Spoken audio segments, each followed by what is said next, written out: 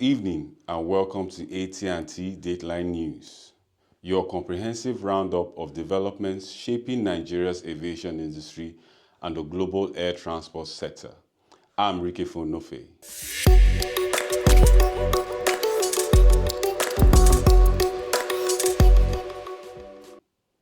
Ethiopian Airlines celebrates International Women's Day with historic female-operated flights. Nigeria suspends helicopter landing fees to protect oil operations. Enugu Air secures its long-awaited operating license. And the regulators move to sanction airlines over alleged airfare hikes. We begin with a celebration of women breaking barriers in aviation.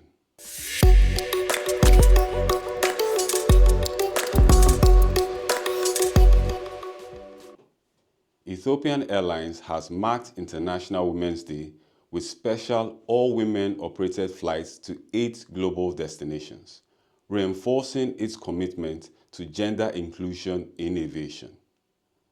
The flights departed for Cairo, Djibouti, Nairobi, Frankfurt, Accra, Mumbai, Windhoek, and Dar Dawa, symbolizing the airline's 8 decades of service since its first scheduled flight in 1946.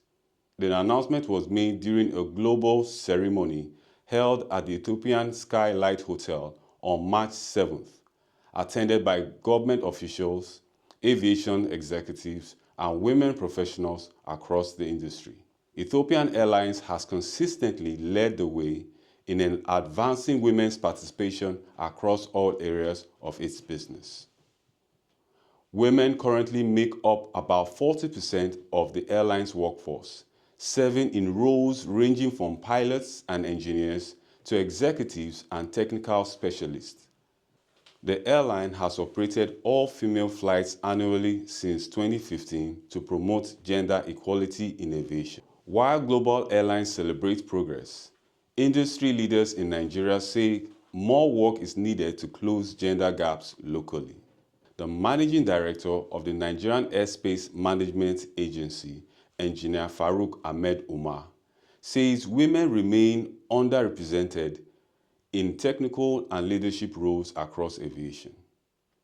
Speaking during the International Women's Day celebration organized by aviation professionals, Umar stressed the need for mentorship, training access, and inclusive workplace policy. He noted that more Nigerian women are now serving as pilots, engineers, air traffic controllers, and aviation managers, helping reshape what was once considered a male-dominated industry. Industry stakeholders say representation is key to inspiring the next generation of female aviation professionals.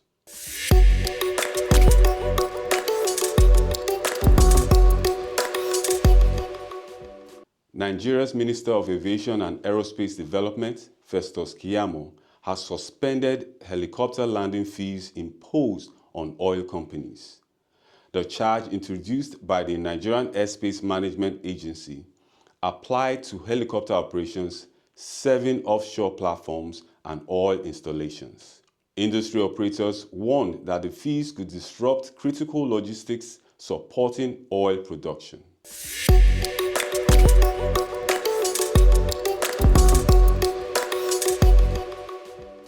Nigeria and Ghana have signed a search and rescue operation agreement in Accra, aimed at improving aviation emergencies response across West Africa.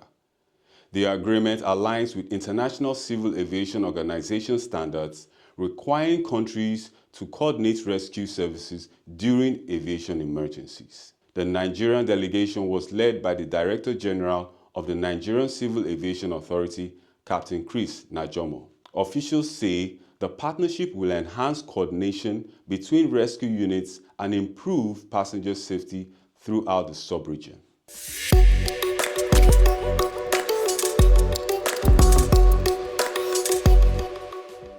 Back home, Nigeria's aviation recorded a major milestone with the certification of a new airline.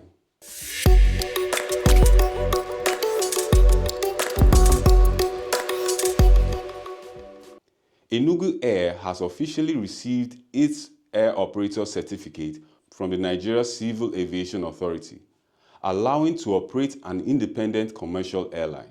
The certification process was completed in just 5 months and 3 weeks, significantly faster than the industry average of up to 2 years. The airline begins its operation with 6 Embraer aircraft and plans to expand its fleet to 20 before the end of the year 2026.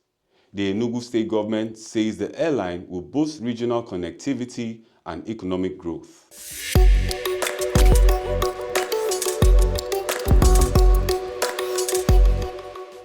Meanwhile, airport operation across Nigeria continues to evolve following recent toll gate disruption.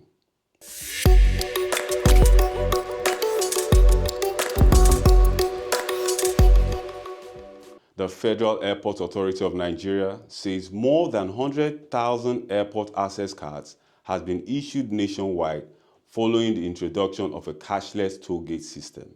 The rollout initially caused severe gridlock at major airports, prompting President Bola Tinubu to temporarily open toll gates for free access.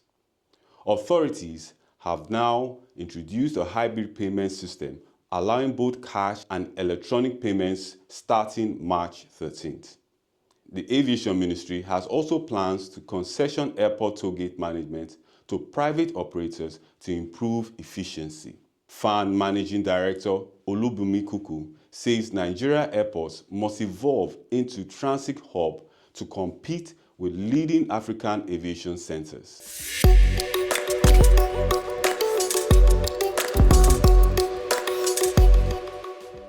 Air Peace has announced plans to expand flights across West Africa beginning April 2026. New and enhanced routes will connect Lagos with Abidjan, Dakar, Banjul, Accra, Monrovia, and Freetown. The airline says the expansion is designed to position Lagos as a leading regional aviation hub while improving business and tourism travel within West Africa.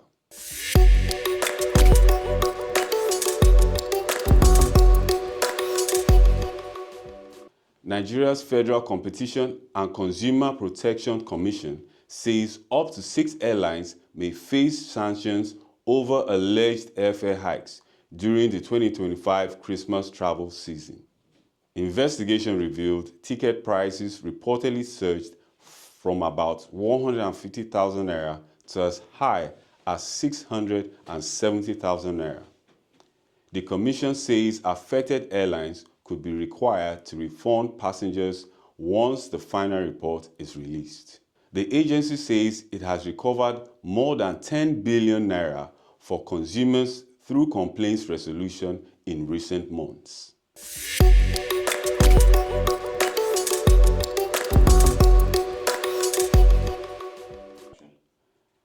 It's a return to flexibility at the gates of Abuja International Airport. For weeks, travelers complained of long queues and digital delays under mandatory cashless system.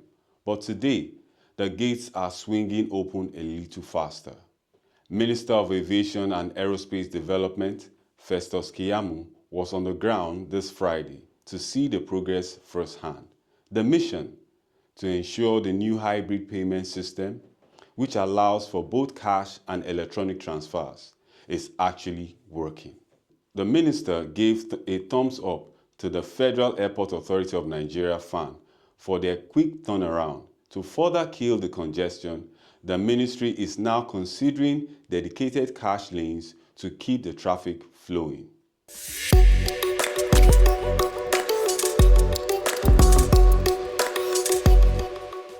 President Bola Tinubu has directed that the Nigerian Safety Investigation Bureau, NSIB, be moved from the Ministry of Aviation and Aerospace Development to the Presidency.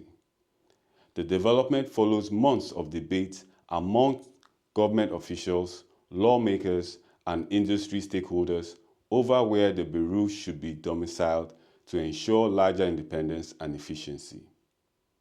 Sources say the presidential approval was formally conveyed in an official document obtained on Friday, confirming the Bureau will now report directly to the Presidency, although the specific supervising office has not yet been disclosed.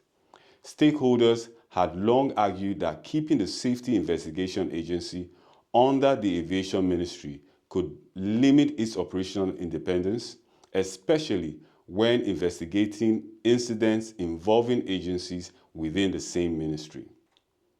However, the Minister of Aviation and Aerospace Development, Festus Keyamo, had maintained that the Bureau should remain under the ministry's supervision.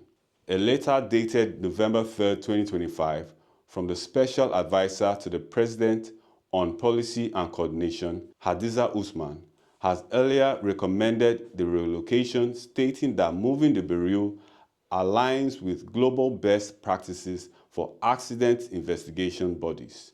President Tinubu subsequently approved the recommendation, noting that the Bureau would perform its duties more effectively under direct presidential oversight.